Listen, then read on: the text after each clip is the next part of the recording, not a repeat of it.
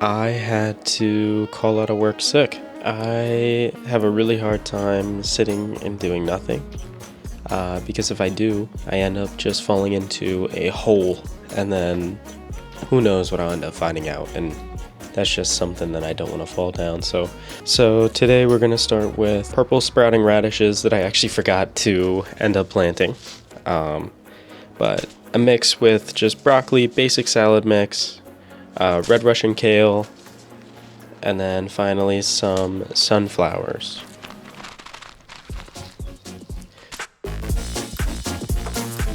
So I start by filling a bowl, which is a bit of sunflowers, probably about a cup, and then filling up that bowl with water, maybe a little bit warmer water because it is a little bit cold today.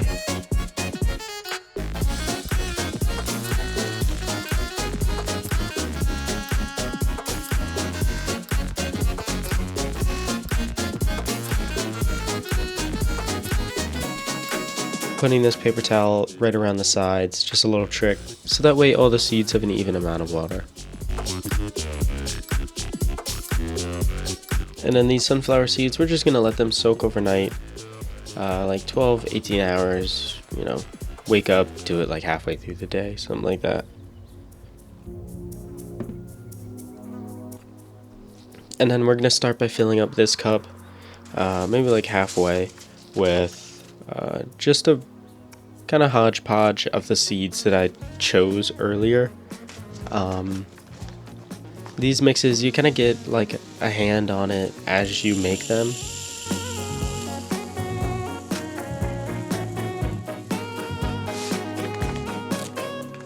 Sometimes you want them with more broccoli, sometimes you want them with more arugula, sometimes you want them with, basil in it. You'll kind of get that feel for the mix and what you like with the flavors as you kind of go through.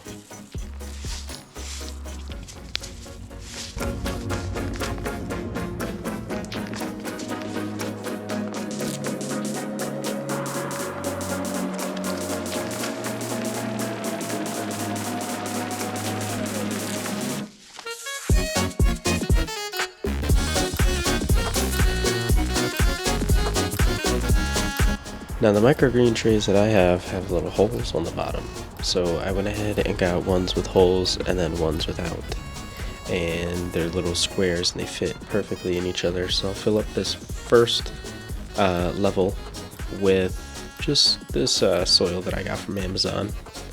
Make sure that it's all crumbled up, make sure it's as fine as possible, so that way that the plants and the roots can go ahead and penetrate as easily as possible. And then after that, after I make sure they're all nice and broken up, nice and soft, I'll go ahead and kind of pack it down, making sure that it's a nice even layer all across that tray. So wetting that first layer makes it easier for these seeds to kind of sprout.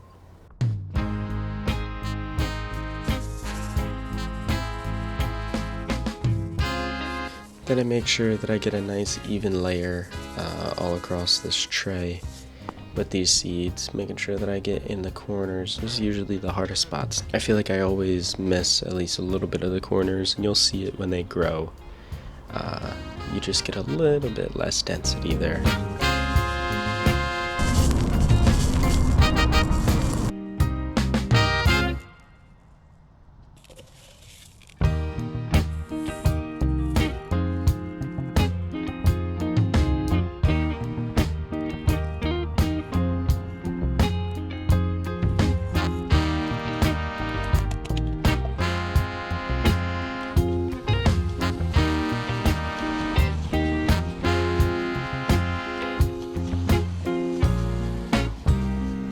I should have done this before bringing it into the grow tent, but I just fill up the bottom layer with a good amount of water, so that way all of that kind of soaks up into the soil from the bottom, which forces those tap roots from those seeds to kind of push further down into the soil, developing a little bit better of a root structure underneath.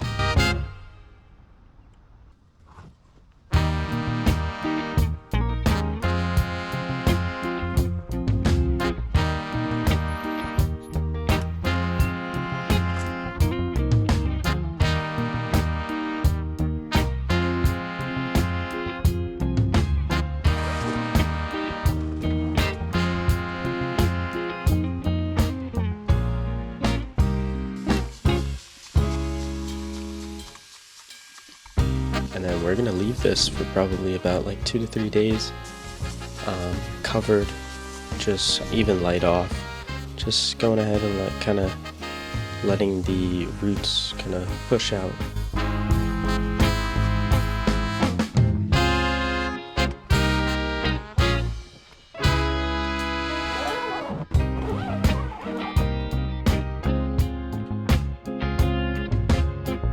Alright, so this is me.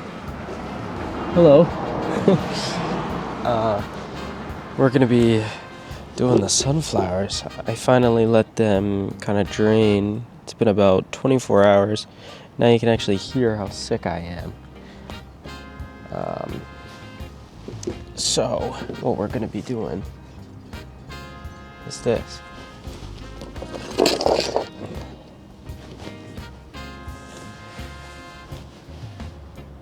So what we're gonna do, we're gonna start by kind of draining out some of this water. Because I've got to feed up these plants anyways. I'm just gonna put some right into this blueberry bush right here.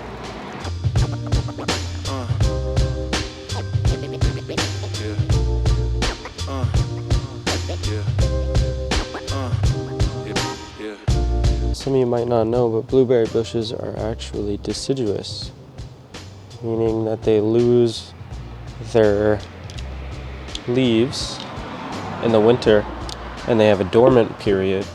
And a lot of times it's actually that dormant period, that cold period, that the plant needs that kind of shock, that dormant period, to kind of make that quality of berry, you know, get them all sweet and everything like that. Like, you'll see it if you actually go and buy a plant like that, like a blueberry bush or whatever. You'll see that some of these plants, they'll say like needs 111 cold days or something like that. 71 cold days, 699 cold days, you know, something crazy. But this is all of our sunflower seeds. We're gonna go ahead and plant these guys here soon. Just get one of these out.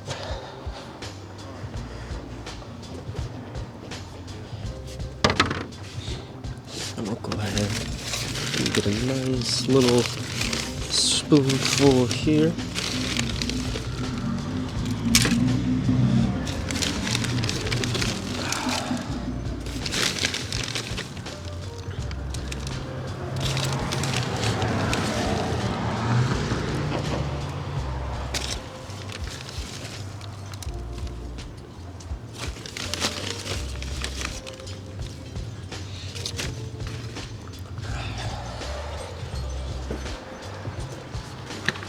I think about what I like most about gardening, and I think it's honestly just the kind of quiet time that you can have with yourself and with your mind,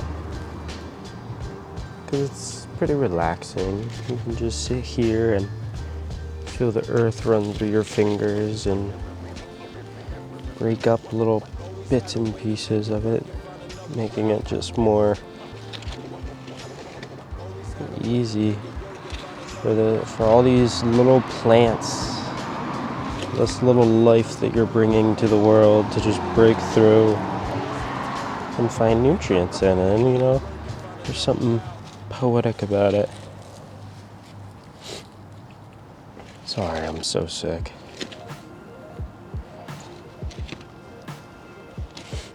But yeah, I think that's why I like gardening so much, and I think as I'm growing older, I'm starting to cherish these kind of hobbies that allow me to sit back and reflect. Because I think that's a lot of what you do in gardening too, you know. You look at what you did one time and then you think, is there anything that I can do to make it better this time? Or is there anything that I would add to make it work more efficiently? Is there anywhere where I could be stronger? Is there anywhere where I could make my plants grow stronger? so that I don't have to do as much. You know? It's almost like, it's kind of like us. We're constantly on that search of that self-improvement, or at least a lot of us. And I think finding people to share these hobbies with kind of really carries and holds a lot of weight when you enter into adulthood, because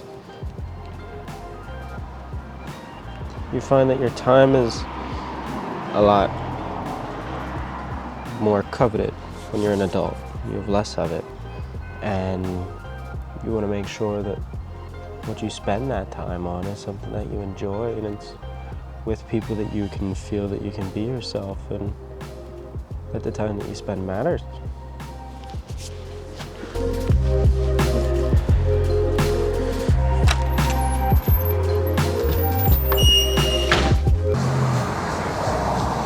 Gardening is almost a metaphor for my safe space, my oasis, my place, the place that I built that follows by my rules and lives by my doing. Regardless of how narcissistic that sounds. It's a place of comfort, because it's a place where I know that it's either my hard work or my neglect that's going to allow it to come through or fail.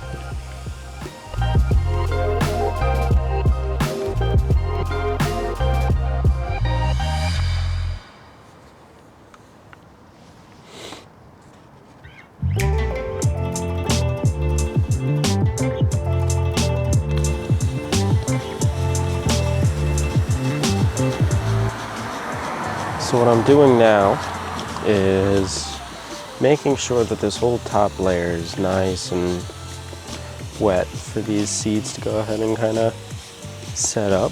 They're already pretty damp as is too, because they've been soaking for like 24 hours.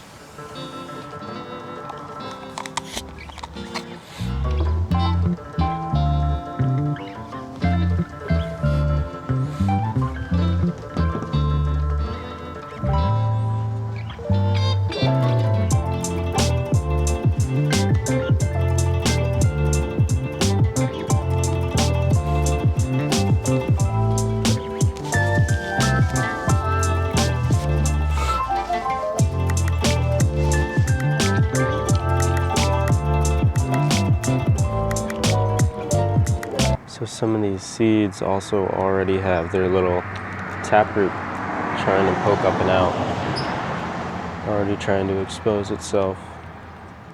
So I think we're going to have a pretty decent germination rate from this batch.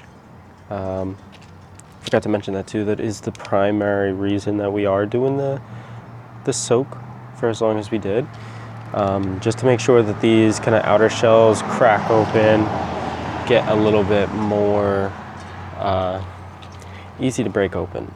Just increase that germination rate by allowing our taproot just to get through with as little resistance as possible. So far I found that giving it kind of like a half a day to a day of soak has allowed it to get damp enough without letting the shell get kind of too nasty. I did change the water out about halfway through, maybe even earlier at like the 10-hour mark.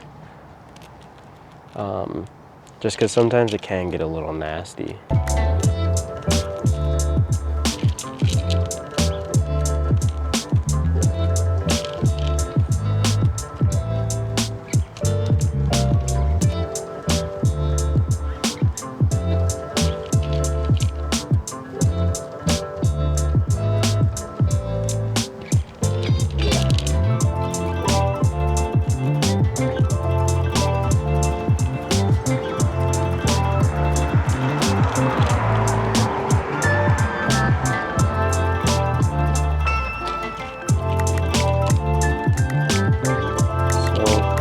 pretty even foundation, making sure that I'm getting the corners, getting the middle, getting all over.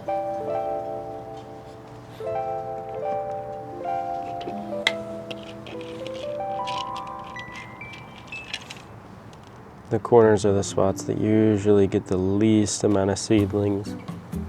So I can always make sure that I go over there, give them a pretty decent brush.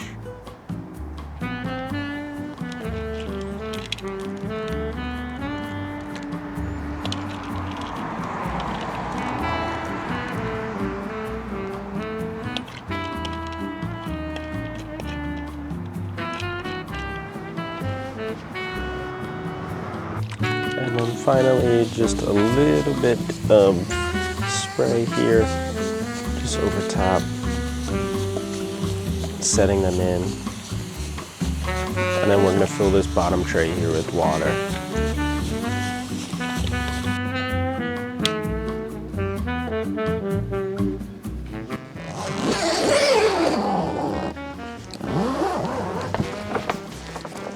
Hello, good to see you. This is the grow tent. It is approximately yay tall. Don't know. Let me get you out of there. So these are our microgreens from yesterday. No real change. Looks like they soaked up good amount of the water, which is good. And then these are ours today with our sunflowers. So we are gonna go ahead and fill these up with water and then take it from there.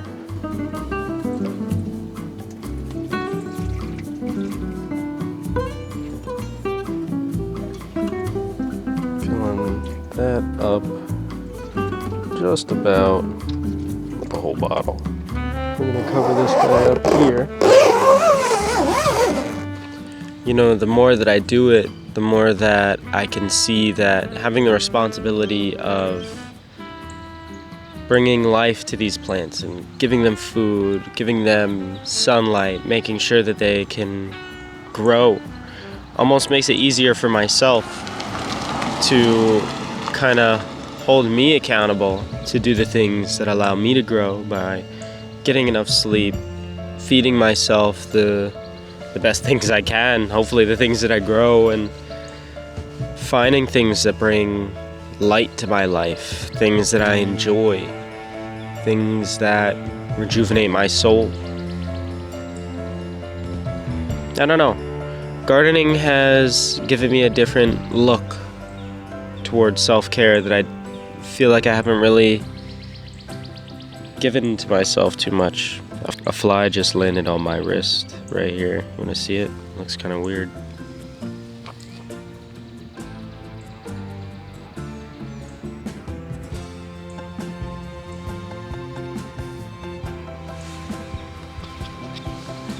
If you know what kind of fly that is, let me know. There's also a whole bunch of ducks.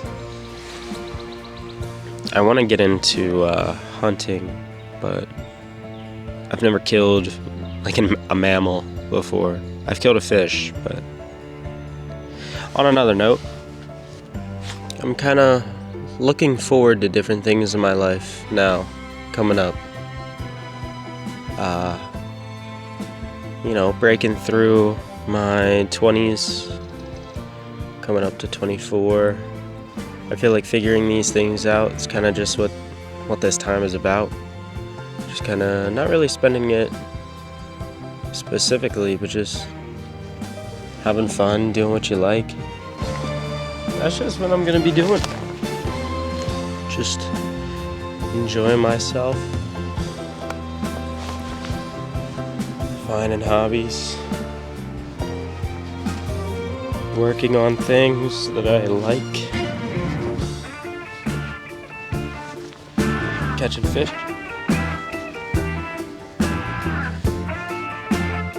just kind of figuring it out.